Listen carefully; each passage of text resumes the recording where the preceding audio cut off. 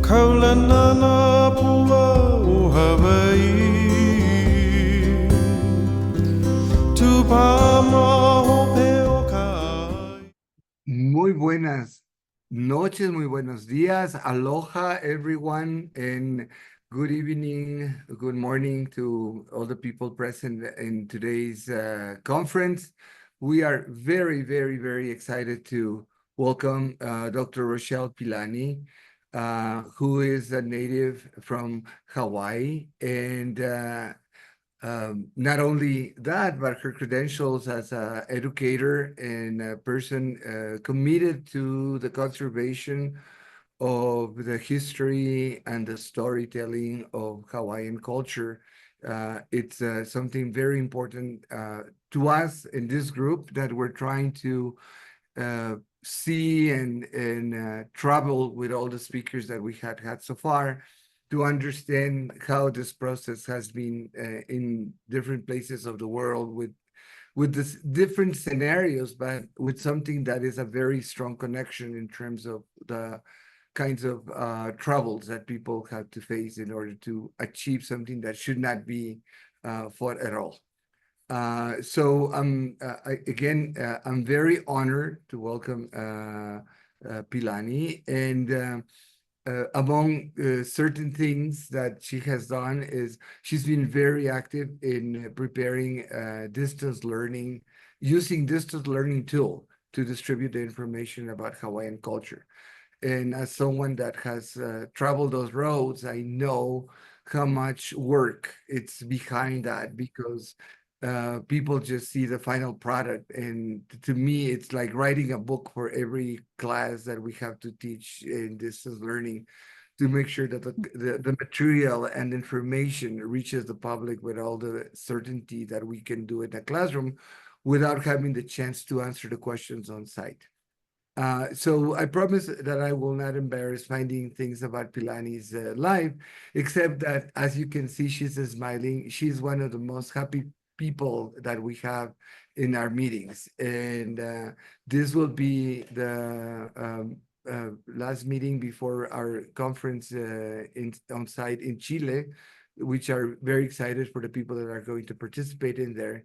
And then we will have our last conference, and I will mention about who our speaker will be then. So welcome, the floor is all yours. And as usual, if you have questions, please write them on the chat and we will pull them together and summarize them. And there will be a time for Q&A towards the end. Muchas gracias, and please. Go ahead. Mahalo, David. Okay, I'm gonna share and get us started. Okay, aloha mai kako. Welcome. Good morning, good afternoon, good evening. I really appreciate you coming at this time and us being able to share a few moments together for me to tell my story, and hopefully some of it will resonate with some of you. It's an honor to be here with this APRU group. They're so awesome, the Indigenous Knowledges Network, and it's an honor to be able to speak to you today following some really phenomenal seminars that have come before me that if you haven't seen, check out the website. So I'm just gonna put a plug in there before I get started. I come from Hawaii, and we're a group of islands, not just 8, although some literature likes to say that we're only 8. You know, we have a group of islands in the middle of the Pacific. And if you haven't been there, maybe you have, a lot of people have heard about Hawaii. One thing I can tell you about my islands is that it's very beautiful.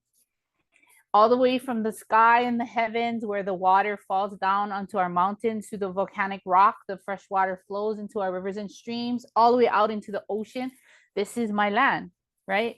This is what we call Aina. This is what we call that which feeds us. And we have learned over generations of time that when we care for this land, this Aina, and we take care of it, it will sustain us as well. And so my people, as a context, are cultivators. We know how to care for this land to take care of it so that it feeds us and that we can thrive as well as the people.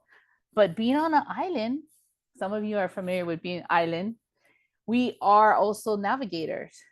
We're not afraid to leave the place where we come from and go out and search others out and share the good things from what we have and learn with those from away, and then bring that back to our land to help our people thrive. We're also artisans and performers. And in all of these forms of cultivation, navigation, art, and performance, we are storytellers. And so ultimately, my people are educators. And here is the image of what it might have looked like a traditional educational setting, classroom with no walls, oral, right, visual and textual conversations and learning and experiences going on. And for me, I feel very rooted in that my elders or ancestors were educators, because I felt very comfortable in that role. And so today I want to share with you a little bit about my people, because my Hawaiian history colleagues would not say that I did a good job if I don't give you that context. But we are here in an Indigenous Knowledges Network. And so I want to just share that 250 years ago, we experienced contact, right? We were there for thousands of years. Our genealogy tells us this. Our stories tell us this. Our chants tell us this. 1778, the foreigners arrived shortly after. Missionaries arrive and come and tell us that we're doing everything wrong and stop speaking that way and stop doing this. But more pivotal to that, if there can be anything worse than that, is in 1825, we see the ownership of our land go away, right? The idea that our land belonged to all of us because it fed us, we fed it, we took care of it, it would sustain us. Now we're being taught that, oh no, you don't own it, somebody has to own it. And so over the years, you see this rolling out of foreigners finally getting leases to our land, or the land that we don't think needs to be owned, right? And by 1845, there's the sale of government land to foreigners. Division starts to happen over that time. And in 1850, now there's an act that says everyone can own land, which is still very foreign to my people. We don't own land. The land is our elder sibling, right? The land belongs to all of us. We take care of the land sustains us. We have leadership, right? Ali'i, that governs us, and we're good with that. A whole bunch of things roll out later in after this point in history. The new constitution started happening, all by force. We have the Committee of 13 who declare our throne vacant, or that we don't have a monarchy anymore, by imprisoning our queen. We become the Republic of Hawaii in 1894, 1898. We're annexed. We become a territory. Our queen, Iliuokalani, dies in imprisonment, right? Pearl Harbor happens, if you know that Pearl Harbor starts the war in 1941. And in 1959, Hawaii becomes the 50th state of the United States. So I'm sitting here talking to you in the Indigenous Knowledges Network. And you may be asking myself, how, when my people have faced all of these things, which many of your people have as well: disease and death, destruction of our religion, loss of hula, cultural practices, language, even our education, our ways of educating, loss of land, end of our monarchy, and ultimately, for a time, it seemed like a loss of our sovereignty. Well, I'm happy to say there are two things that happened that got me here today. One was that my elders were very wise, right? And wise in wisdom. And Ike, we call it Ike, right? That was passed down to me, even generations later, ways of knowing that I carry with me, my identity, who I am, what my purpose is here, and how I can sustain and thrive myself in this space and these places that I live. But the other side of me often butts up against these ways of knowing. And that's my journey in education, in higher education, right? The knowledge part of me. And so I struggle to negotiate how I put them side by side sometimes, how I lean up against each other, maybe how we combined it, and maybe sometimes just to fight against each other. And so I come to you today because I wanted to share a little bit of the foundations that I've learned as an Indigenous Native Hawaiian woman, mother, wife, educator, and a storyteller. I look back at the way I learned, and moʻolelo was one of that. And in our language, in Hawaiian language, ʻōlelo Hawaii, moʻolelo is story, tale, myth, history, tradition, literature, legend, journal, log, essay, chronicle, record, article. I say all of this because I want you to know that moʻolelo is not just a story. It's much more. And our people saw it in many different shapes and forms, and that's important. because as a foundation of my work, that has become extra important in how I go about learning and knowing and expressing and articulating the things I do. So I want to start us on a huaka'i today, and I want to start us on this quick journey. I like to introduce a metaphor. I think it's easier. It helps me to understand my journey as well. But this is the kalo plant. If you don't know what the kalo plant is, we call it taro, the Hawaiian name for it. It's a root vegetable that is a staple food in Hawaiian culture, is what is written up about it, right? But it looks like this. It has a corm, which is like, what do they call it? It's one of the oldest cultivated crops, so like a potato. It's wetland or dry land. It has a stem, and then it has the leaves on the top, right? Every part of the kalo plant can be eaten. But more central to the kalo plant is that it is considered the elder brother of mankind. It's our elder brother, and we were birthed out of it, and we were taught to care for it, because if we cared for it, cultivated it, it would always feed us, and then we would thrive. And so when I look at the kalo plant, I see that in my life as a metaphor always, especially in my life as an educator. So I want to introduce, I want to introduce the 3 parts of the kalo plant. Okay, hold on. First is the huli, which is the stem, because that is like the seed of the plant where you put it in the ground and you plant it. So next would be the kanu, the planting of it. And then if you plant it right and you give it the good conditions, right, it'll grow into the kalo plant and feed us. This is also like my journey. Technology is the huli, teaching became the planting, and the kalo became the instructional design work that I do and I continue to do today. So let's just start with the huli, right? The seeds, just like if you plant. If I start with my huli, I remember a time, and some of you might remember some of these technologies on your screen. This is one of the first collages I ever did on my computer back in the day of the technology that was facing me in the world. And it looks very different today, but very similar. Huli comes in all shapes and forms, just like technology. And at that time, I was an early adopter. I loved technology. I had a passion for it. I wanted it. I begged, borrowed, and worked extra hard to earn money so I could buy these things. And when I looked around at my people, no one had it. The digital divide was real. It wasn't in the schools. It wasn't around me. My parents, my uncles and aunties weren't using it, but I wanted to use it. And I kept asking myself, why? Why?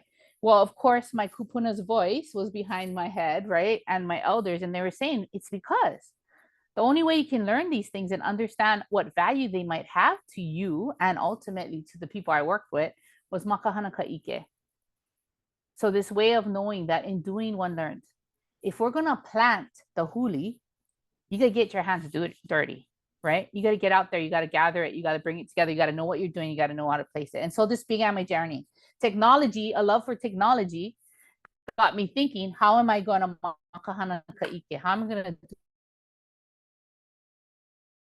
so I can learn and make a difference? And so I started planting. You take those huli and you take them out there. And these pictures are generations of pictures. It actually is 20 years of journey of going into schools and teaching. I taught everything from K to 12 at this time. Some of these these pictures are really dear to me because as you can see, I'm doing a little project there with some kids and a camera. That was my camera and tripod. They don't have any, but we took it in there before they could edit. We were doing stop animation with them. We're teaching them how to look through the lens and think about how these technologies could tell their stories. Another instance, if you look up at the right, all those kids with the laptops and the data projector in front of them was in a rural area, nothing. We took all those laptops in there. We took the projector in there. We took digital cameras. We took a week of teaching them. And then we spent 2 weeks of them creating their own stories about their space and place. Dear to my heart, because that was the only thing that was going on back then. But I kept planting. We just kept planting and planting and planting that huli.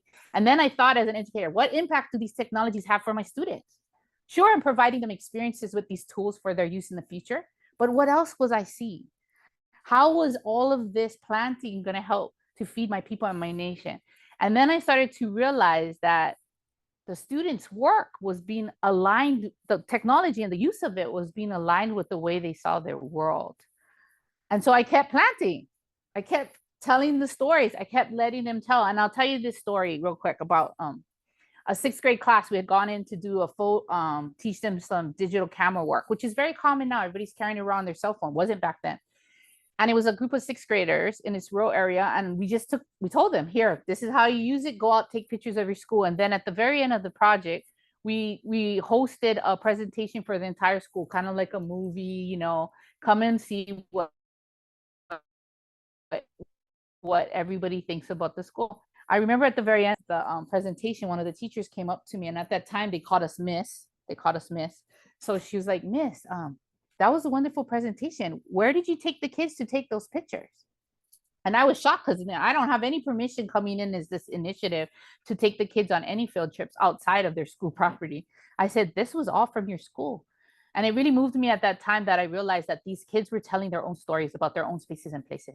And I saw the power in that. Even their own teachers didn't recognize through the lens of what they saw through the technology, what they were telling. And so at that time, I knew that there were kids out there that I seeded with the canoe, right? Planting all those huli, that they were telling hundreds of mo'olelo, hundreds of stories that were being told through their lens, their way. And why was that important before I move forward? Why was that important? Because at this time, with the digital divide and all this going on, others were telling our stories and we weren't being able to tell our story. But these projects and the technology and the teaching was helping that to happen. So you think that would be enough and I could end my story here, but no, it wasn't enough, because then I wanted to tell thousands of mo'olelo, not just hundreds, right? And so I saw this quote, what can I do to plant more huli? I said, how can I make more technology, right? How can it be taught more? And then I saw this quote, it takes the teachers to be practicing, embracing, and using that technology to really give it to the students. And so I went back to school. And that's how started the Kaaloa. And so now the huli is planted all over, right? And the leaves are growing. And I'm learning to be an instructional designer. And now I turned my energies towards teaching adult learners. So here's the teachers now. Now I had to teach them who didn't grow up with these tools to not be afraid of them, to use them, and then to have the confidence to take it into their classrooms and use it with their students so that they would let them touch it and use it and create with it. And so we kept doing it and we kept doing it. And I kept hearing my elder's voice. A'o aku a'o mai. In teaching, we learn, and in learning, we teach. And so we kept project. We kept doing it. We did animation. We did audio things. As digital video got more prolific, we did that. I share this one picture of Moku. He's the one with the digital camera in his hand. And it always touches me to this day. I remember it. It helps to motivate me in my work. But we went out to a rural school again, took these digital cameras, asked them to do pictures. He was there to document the process for the grant people, right, that was funding us. And I remember at the very end, we were culminating, we're going home, we're taking things home, and we're telling them, okay, this is our last day. We just want to say goodbye. And one of the little boys comes up to me and says, Miss, you know Moku? I said, yeah, is that his video, his digital camera? I said, yeah, that's his. And he's a photographer. And I said, yeah, he is. And he said, one day I can have a camera too, and I can be like him. And that's when I realized how important A'o aku a'o mai is, because the children saw themselves in the work that we do. You know, I wasn't just empowering adult learners to go out there and teach kids, but I was empowering Native Hawaiian educators to go out and teach kids, and they could see themselves in their faces. And I knew one day that boy would ask his parents for a digital camera and he would start to tell his stories. And I'm sure he did. I'm really sure he did, because they stopped being just knowledge consumers, people that we go out to teach, they learn something, they take the tech and they play with it. And they started wanting to be knowledge producers. And that became really important, because when you become the knowledge producers, right? Like our teachers, these are two examples. Then the mo'olelo changes from 100 mo'olelo to thousands of mo'olelo that could go out. So our teachers started to see the power in this, started realizing their books weren't their faces, their books weren't their stories. And so before they could even go into their classroom and create curriculum with this technology, they were creating books and material for their classes. And these are a couple of examples. And some in Olelo Hawaii, their own language, right? Because they didn't exist. So now my Kaaloa was growing, you guys. They had leaves. We could eat it. It was going good. And you think that would be enough. But one garden, how do I sustain my work as an instructional designer? What more can I do? And so, you know, for me, sadly, school was always the answer. And so I turned back to being a university faculty, full-fledged, tenure track university faculty, I was the lead. My lead roles were curriculum, instruction, distance education, just like David shared. We have similar backgrounds in working in distance education at a very hard time in the university. But AKA, I was an instructional designer, and you think that would be enough, right? Now I have a whole garden going, right? I got teachers and students planted out there that are going to carry it on. I'm at the university now, I'm making an impact. But bam, I started seeing some things that were going on with my people. Before 20 years ago, people were embracing technology like no tomorrow. Come out to the schools, let's try it, right? Let's do this. And technology was rolling forth at the same time. All this was happening. But I started realizing some of my faculty, they just didn't want to use it. They just didn't want to use it. It wasn't something they would easily integrate into their classroom and into their teaching. And that really confused me for years because I had the checklist. I had my knowledge, right? My higher education degree that had all the checklists on technology adoption and integration. They should be doing it. You gave them all the tools. You make a workshop, you buy it for them, you do one-on-one sessions, you do job aids where they can get the instructions very easily. I put it up on the website. I got tech assistants to help. It just wasn't moving. The needle wasn't moving. Could their cultural beliefs, this is what I was asking myself, or our ways of knowing be influencing their decisions to use technology? Could it just be that Indigenous people just don't use technology the same way as other people were using it across the world, right? Or in all these scenarios that we're seeing in higher ed? Could our ways of knowing be affected? And this started the research that I do now. And this is how I emerged my moʻolelo story to Haʻi moʻolelo, a more collective story. And Haʻi in my language is to write, right? And it's to write the whole, anything, the story, the tale, the myth, the history, the tradition, literature, legend, journal, log, essay, chronicle, record, article. And that became the role because I didn't want one garden. I had lots of huli coming out of the garden. Now I needed a field, right? And I needed hands to work in it. And so began the journey with Haʻi moʻolelo, a collective story. And I want to share what came out of it. So what happened was I started interviewing my faculty. And I started asking them some hard questions. I started asking them about how they use technology in the past, how they're using it in the present, and how they're using it, how they infer they're going to use it for the future. And it was really interesting because I was a participant researcher, right? I was in there with them, having worked with them between 1 to 20 plus years. It was easy. It was what I'm trying to code switch here. We call it talk story, where we get into conversations, and in that moment, in that position, the two of us would meet, and whatever was said was because we had a shared. So that was the framework that was being used, right?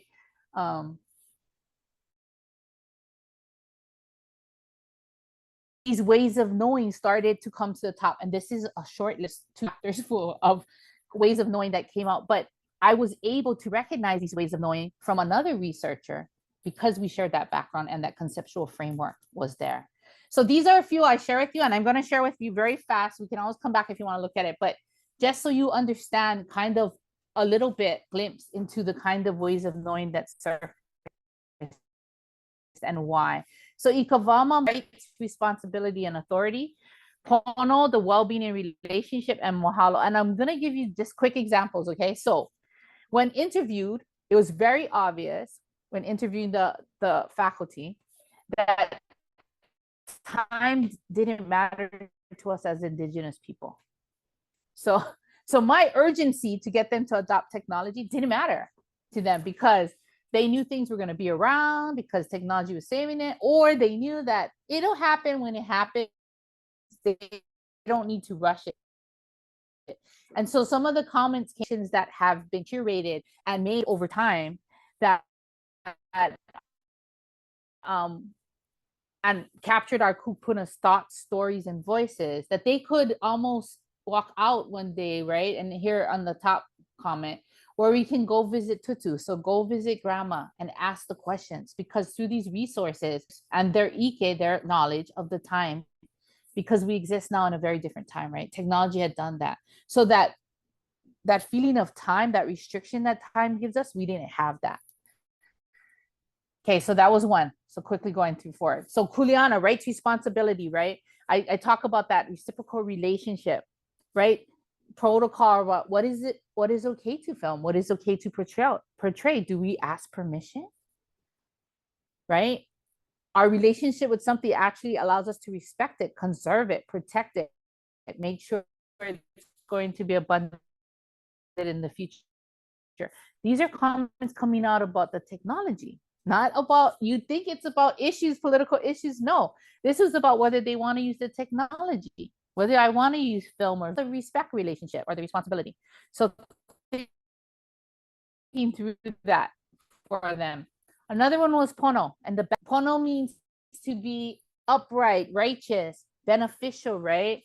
And so there was these conversations, the inability to convey culture through technology because it's not the computer that conveys the culture, it is us, the individual.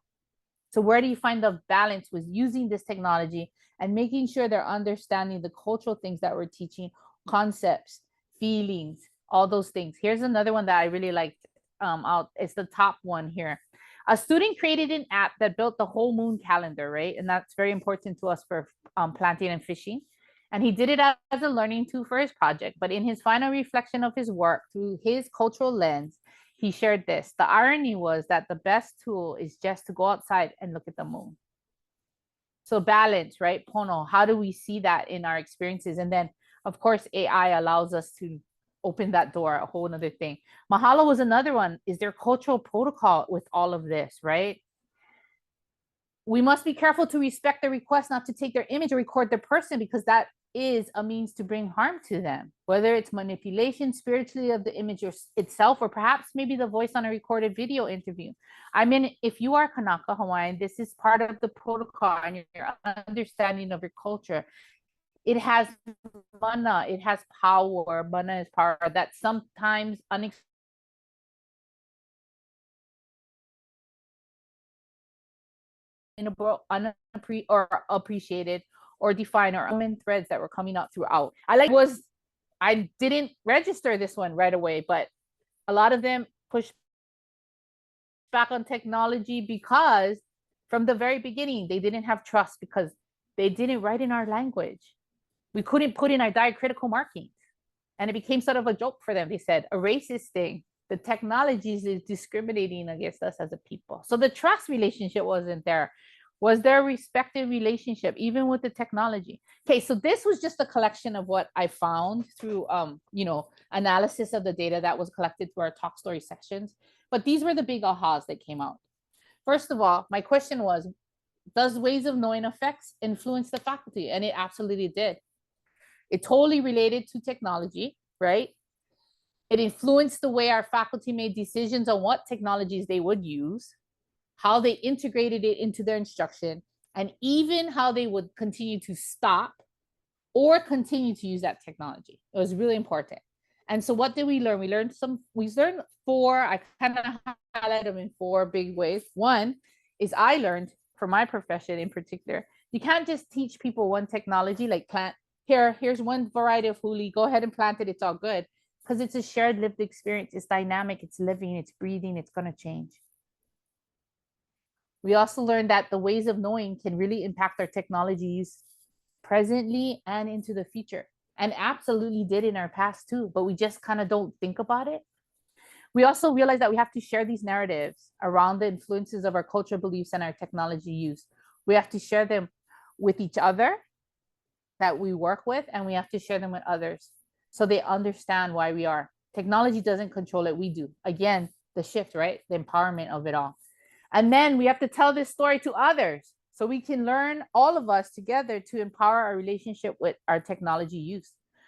And so what came out of it was this. My research developed a culturally sustaining technology adoption model. And if you study instructional design, which is my area of content in education, there's like 5 or 6 leading models of technology adoption or integration. I pushed back against those.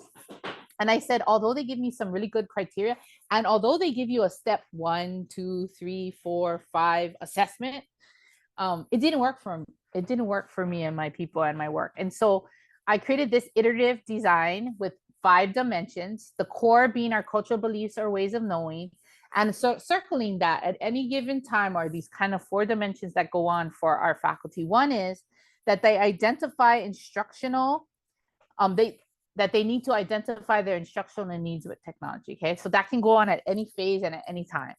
2 is that they like to be invited to engage with specific technologies. Look, we don't have a trust as Indigenous people with technology. And we're also not, we call it maha oe ni ele, which means we'll just go over there and bully our way in and nosy up about it and try to find out. We're not. For my faculty and the work that I did, we recognize and acknowledge that we like to be invited. We like to be invited to spaces. We like to be invited to the discussion.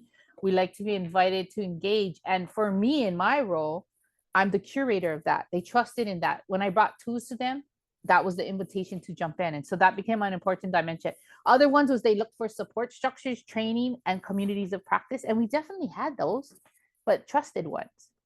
And this last dimension here that I really was my big aha to my professional practice was that we will never stop questioning as Indigenous people. We have a perpetual questioning of the appropriateness of a technology.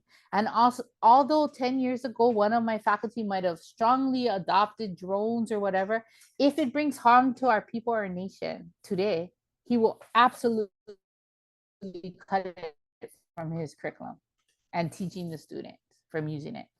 If it's too extractive or destructive, it's up.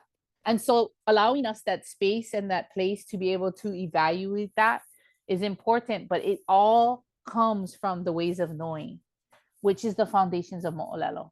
And so I create these 4 ways of knowing to inform my practice, right? Makohana ka ike, a'o aku, a'o mai, moʻolelo, haʻi moʻolelo has been my road because I like the garden of lo'i growing, the kalo growing to feed our people.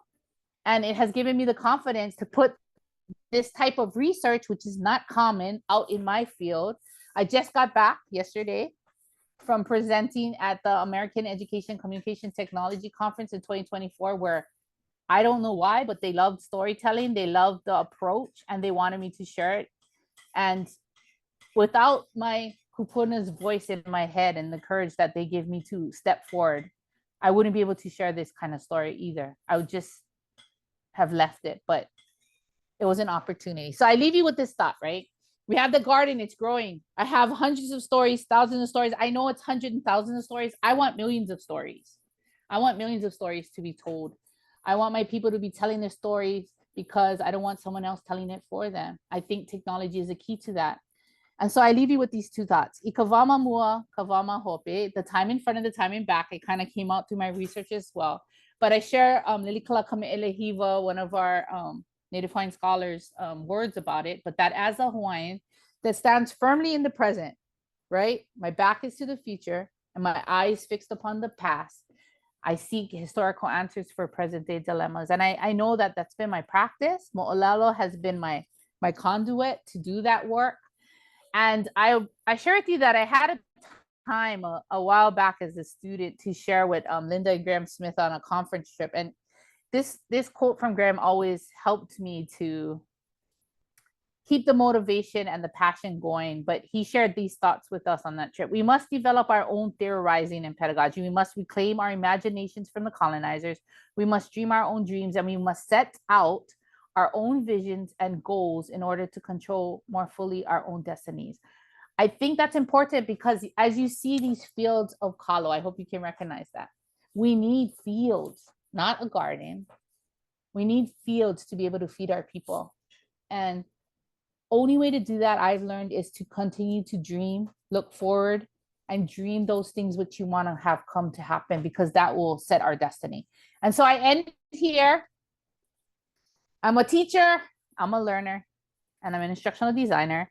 And I end by asserting that my mo'olelo that I've shared today is a contribution to the growing and active body of Hawaiian knowledge and, quote unquote, our genealogy of Indigenous thought. That's why I love this organization. I love being here and having these conversations and how we can uplift and empower each other, because we all continue in our own work to inform the contemporary issues our people face. I offer these stories as my humble contribution to inform the work of Native Hawaiians, those who came before me and those who will come after me, that embrace technology to tell our stories to the world to secure our archives and our histories, to empower our identities, to self-determine our relationship and our role with technology into the future. And that's my moʻolelo. And in Hawaiian, we'd say ua pau, right? The end, but it never ends. And I really hope that that resonates with you, because this is one journey, one story, but ʻaʻole I pau, to be continued, because all our work continues. And that's it. Hopefully I gave us a little bit of time. Maybe I went too fast. It's okay. Was that good, David? Yeah. Yes. Thank you, Belani. I was just checking on the chat for the questions that the audience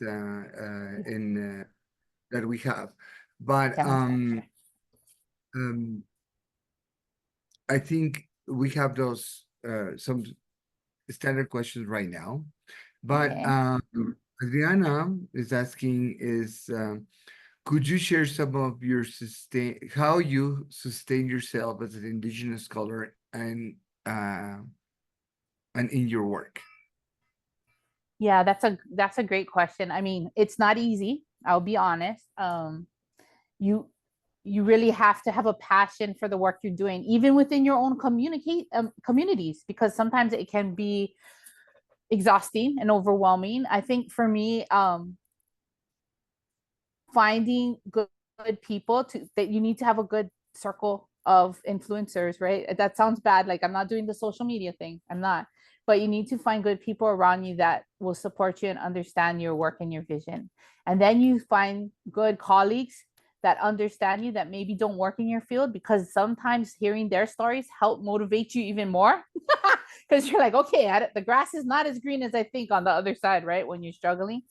And then you get some good supporters behind you. You build those networks of, I call them nonprofits, maybe we call them NGOs, we call them different funding agencies that get behind you. And you just be true to your cause. You be true to your people and what you deserve, and take some time. One thing I didn't get to put in my presentation, but take some time to reflect on your work, to look back and look forward, and then in the present, make plans and dream for what you want to happen next. I think that has motivated me to step back, and you have to have well-being to stay on the path. So you need to find that, and never be afraid to find more knowledge. I'm part of APRU now. I don't want to leave them. I love them all so much because they sustain me in my work. Every seminar that has been shared has sustained me in my work. Even though it may not look that way, but it has. I go away resonating and reflecting for days about what they did in the Amazon and what Veronica presented last month. I mean, Noelani and I in Hawaii, we have conversations about it because we are not alone in the struggle. And that's what I mean by surrounding ourselves with like-minded or people that are doing it. And sometimes it's right in your own space and place, and sometimes it's across the world. So that gets. Okay, so now, Freddie has a question. Okay, Freddie asks how to combine traditional knowledge with new technologies without falling in the process of losing our Indigenous identities.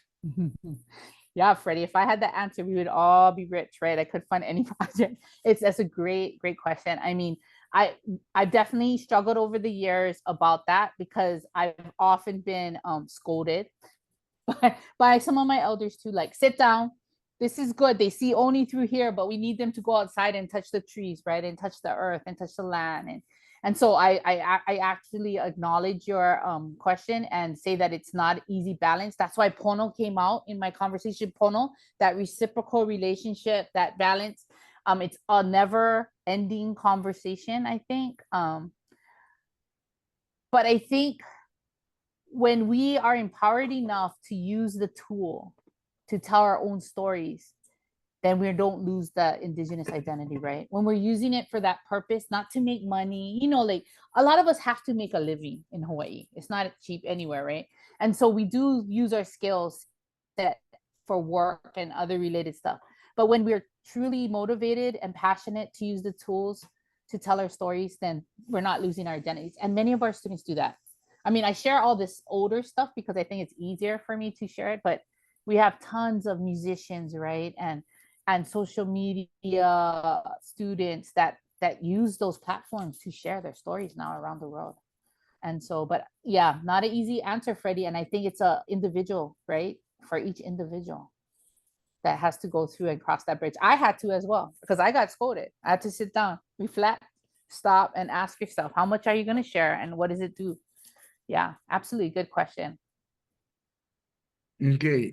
Michael Menchaca is asking a question. I like your comment that technology can help us assist in telling stories and that we should tell our own stories.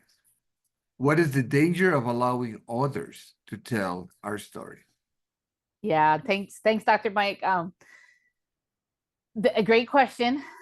There's so many dangers to others telling our stories because they can misrepresent us, right? And I mean, it's not always a danger. It's not always a danger, but we should have both stories. When we feel at the time when I started in technology, right? When the world was filled with thousands of stories that were not told by a Native Hawaiian through their own lens in their own space and in Hawaii, what did we get? We got misrepresentation. That's a whole nother PowerPoint, a whole nother conversation. But we got people telling my people who they were and how they should relate and be, and images were shared about, I mean, still to this day, I was on the airplane, right, yesterday. Still to this day, the tourists still think they're coming to get that flower lei and that drink, and all of those have been stories that weren't told by us, right? Stories that were told by someone else that wanted to represent Hawaii in a certain way. And I'm not saying it's a good or bad thing. It can be really bad, but if the Indigenous voice is not present to push against that, or just be prioritized, then it's really not our story at all. So I think that's the danger. And it can be one story, right? And not multiple and diverse stories. I think that's even more important. My story is one Native Hawaiian educator. There are many diverse, just like the huli we saw in the picture. We all come in different shapes and forms. And so we should all be telling our story. Yeah. So I'll leave it at that. Go ahead. Go ahead, David. Okay. I don't know if I'm going to take you totally off the title of but I'm curious about something that I want to understand from Hawaii being part of the United States and having to fit these things in there. So, I don't know. The first part of my question is, do by default in Hawaii, do you have in the curricula of high school and elementary school this part of Indigenous culture as part of the curriculum? Yes, it's part of our standards. Yes, it's part of our standards. There's one in 4th grade, 7th and 8th grade, and then high school, they take a Hawaiian history class, right? So first it's culture, and then it's like history, but then there's monarchy and more the deeper history in high school. So they are required. There's also, we have it's called ha. So we have value systems that are part of the lesson and the planning, right? Things like aloha and belonging and well-being and language use. So we do have that all built in.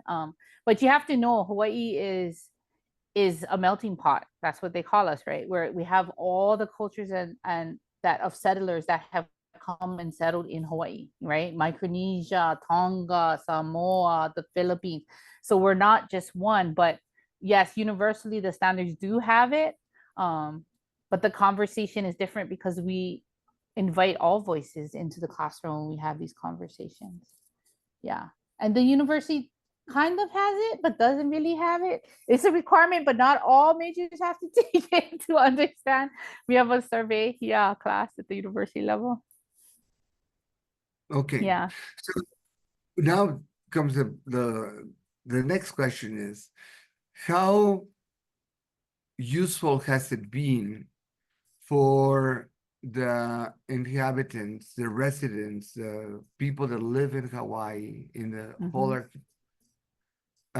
embracing this cultural knowledge and value to increase their patriotic spirit, their pride on being Hawaiians? Yeah, good question. So I'm gonna divide it up in a little bit for you, because so the schools teach it, but they don't learn it from the schools. Like the textbooks weren't even written by most of our people, right? It's curriculum. So what you're asking for is how are the people impacted? It's still coming from their homes, and their foundations, right, in the culture, probably friends. And then we have those who come from a lot of I call them, well, my husband comes from it too, the outer islands where it's more farm, it's different than coming from an urban city, right, in Honolulu. So we have the urban Hawaiians, and then we have the other Hawaiians who grow up with a lot of their cultural practices, the ocean, surviving off the land, having to plant and do that. Whereas the urban Hawaiians have to live in a more, commercialized, commodified. So we all are at different levels, but the pride part comes in the practice of it, right? And we at the university in particular, so this is an interesting question, David, because we at the university in particular, in Hawaiian studies, experience that where they come from all over. Then we have the Hawaiians that have been forced to move away, that are coming home to find their identity too. So that's part of it as well. They have to come back and search for their identity. But we have it at all levels, like any other, I think, Indigenous people. We come in all shapes and forms. And I don't think it's coming from one source. And I really would not be comfortable saying it's coming from the schools, the identity and that what you're saying, the pride, the activism, the strength, the empowerment, our sovereignty. It's coming from the homes, the communities, the spaces and places that support and do that. And okay, I'll leave it at that. We can talk later if you're coming to Chile. I Leave it there. I was just going to say that this is enough material for a lunch or dinner conversation. Exactly. And I'm really, well, you know me already, so I have a hidden agenda behind this big question of mine. Yes. It's a debate between something that a lot of Indigenous people feel that it's been a right that has been won and that has to be empowered versus the reality of the products of that right and that empowerment of that right. So I'm just going to leave it at that, because otherwise we need another 2 hours to continue. Yeah. We'll talk again. I know. And I also say Lahila is laughing. That is my sister. I will disclose. That's my sister, and she's in another state too. So cold state. So unless I think we're great in there, and it's time for us to say. And now I don't know if I say aloha again. Do I say aloha again? Aloha. Yeah, it's fine. Yeah. And thank you so very much for your time and such a powerful message. I am now I'm very humbly inspired by your work and just understanding and figuring out how you see your life as this garden, and then not only the garden, but the gardener of gardeners. And that's such a powerful message. And many of us here are educators, and I think you're right, that's what we are. And we only keep our fingers crossed that we did our job right. So David, I don't know if you want to pull the image for our next seminar. So I want everybody to know that in the late November, we will have very proudly Willini Jeffrey, who I'm just looking forward, and she's going to be, oh my God, I'm not going to attempt, Kameli Kaur. So the two of them, I cannot wait for seeing this closing conference. And one of the things I want to invite the audience to please write on the webpage if you feel that this has been inspiring, and maybe we can think about another year's series of seminars. So that's it, and thank you very much. Buenas noches. Gracias a todos. Buenos días para people in Asia. And buenas tardes for the people in Hawaii.